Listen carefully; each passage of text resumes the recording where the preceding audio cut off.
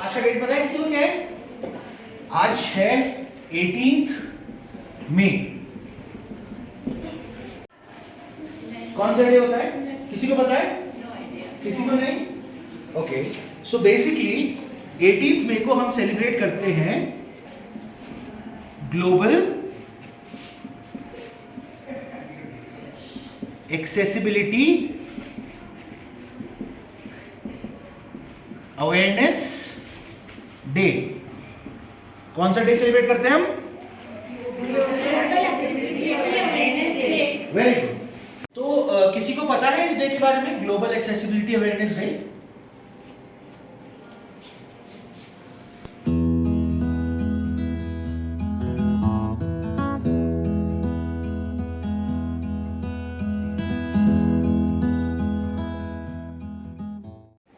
तो एक काम करते हैं, अब हम तमरीना से ही जानते हैं आज के दिन के बारे में, which is global accessibility awareness day. Okay, आप कौन से कोर्स में हो? मैं post graduate diploma in rehab psychology.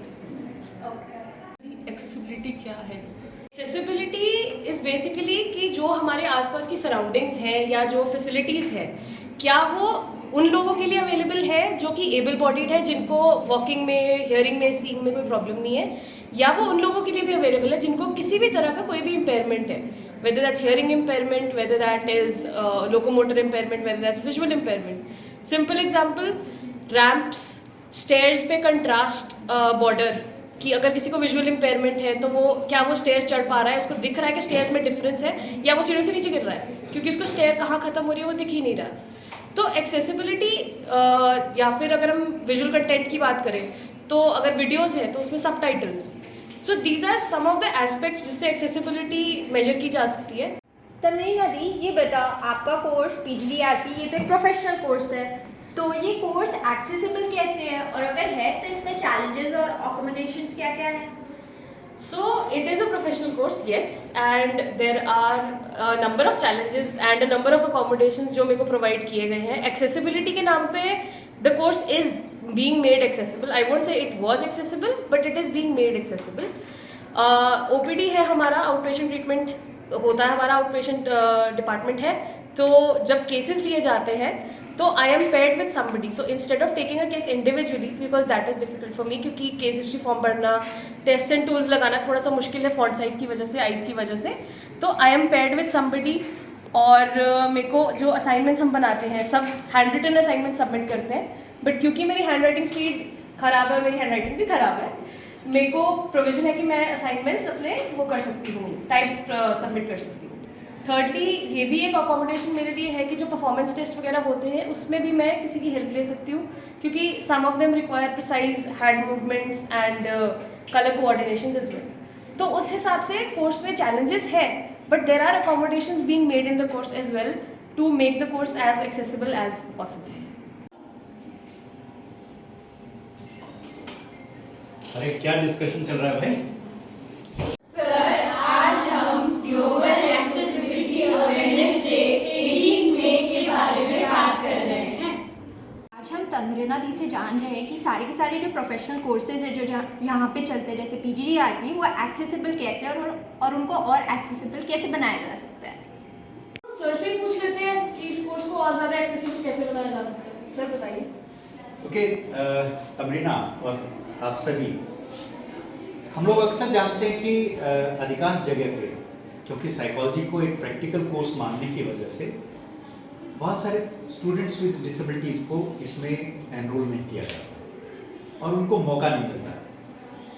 मेरा मानना है कि इस कोर्स के दो एस्पेक्ट हैं। एक एस्पेक्ट है जो कि हमें साइकोमेट्रिशियन बनाता है, और एक एस्पेक्ट है जो कि हमें साइकोथेरेपिस्ट बनाता है। तो ऐसे में हम अक्सर देखते हैं कि बहुत सारे डॉक्टर्स EEG, ECG स्वयं नहीं करते हैं। उनके पास EEG, ECG या CT स्कैन, MRI की रिपोर्ट आती है, और वो रिपोर्ट देख करके अपना डायग्नोसिस निर्धारित करते हैं और वो जो है अपना ट्रीटमेंट प्लान करते हैं। तो उसी तरह से मैं मानता हूँ कि भी बिल्कुल इसमें चैलेंजेस हैं, जैसे कि तमरीना ने कहा कि बहुत सारे ऐसे परफॉर्मेंस टेस्ट हैं जिनमें कलर्स का ध्यान रखना पड़ता है, जिनमें हमें ऐसे परफॉर्मेंस टेस्ट हैं जिसमें कि आई एंड हैंड कोऑर्डिनेशन देखा जाता है, साइकोमोटर कोऑर्डिनेशन देखा जाता है ना। तो ऐसे में डेफिनेटली वो चैलेंजिंग है, लेकिन अगर वही टेस्ट कोई और हमारे लिए परफॉर्म कर दे और उसकी रिपोर्ट हमारे पास हो, तो एज ए साइकोथेरेपिस्ट मैं उस रिपोर्ट के माध्यम से प्रॉपर डायग्नोसिस करके और अपने क्लाइंट को बेटर हेल्प दे सकता हूँ। तो ऐसे में इस कोर्स को एक्सेसिबल बनाने के लिए, और हम ये एक तरीके से एक पहला प्रयास हम कर रहे हैं कि हम यहाँ पे बता सकें सबको कि ये कोर्स जो है पर्सन विद डिसेबिलिटी और खास करके जो विजुअली चैलेंज्ड हैं वो लोग भी इस कोर्स को आसानी से कर सकते हैं और एक बेटर साइकोथेरेपिस्ट बन सकते हैं। इसमें जैसे तमरीना ने भी हमें बताया, और तमरीना ने जिस तरीके से इस कोर्स को ज्वाइन करने के बाद हमें फीडबैक दिया, उससे हमें एहसास हुआ, हमें भी सीखने को मिला कि हमें बहुत सारे टेस्ट एंड टूल्स को लार्ज प्रिंट या फिर बहुत सारे टेस्ट एंड टूल्स को जो है डिजिटल अगर हम कर लें या ऑडियो फॉर्मेट में अगर हम उसको कन्वर्ट कर लें, तो वो tool test and tools accessible बन सकते हैं, जिसको कि एक स्टूडेंट विद विजुअल इम्पेयरमेंट भी आसानी से कर सकता है। और जब हमारे पास वो टेस्ट एंड टूल्स होंगे और जब हमें साइकोथेरेपीज का बेसिक्स पता होगा, तो डेफिनेटली हम बहुत अच्छे साइकोथेरेपिस्ट बन सकते हैं।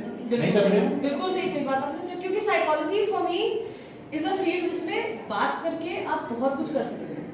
तो test and tools are your assistances, they are not the whole thing. तो अगर आपको बात करके अपना दिमाग यूज करके करना आता है और आपको कोई मिल जाए जो आपको वो असिस्टेंस प्रोवाइड कर रहा है कि आपके टेस्ट एंड टूल्स इंटरप्रेट हो रहे हैं, तो साइकोलॉजी में कोई ऐसा हिंड्रेंस नहीं है जो क्रॉस नहीं किया जा सकता। एग्जैक्टली। तो 3 cheers for Tamrina and 3 cheers for DCRPR। Hip hip hurray.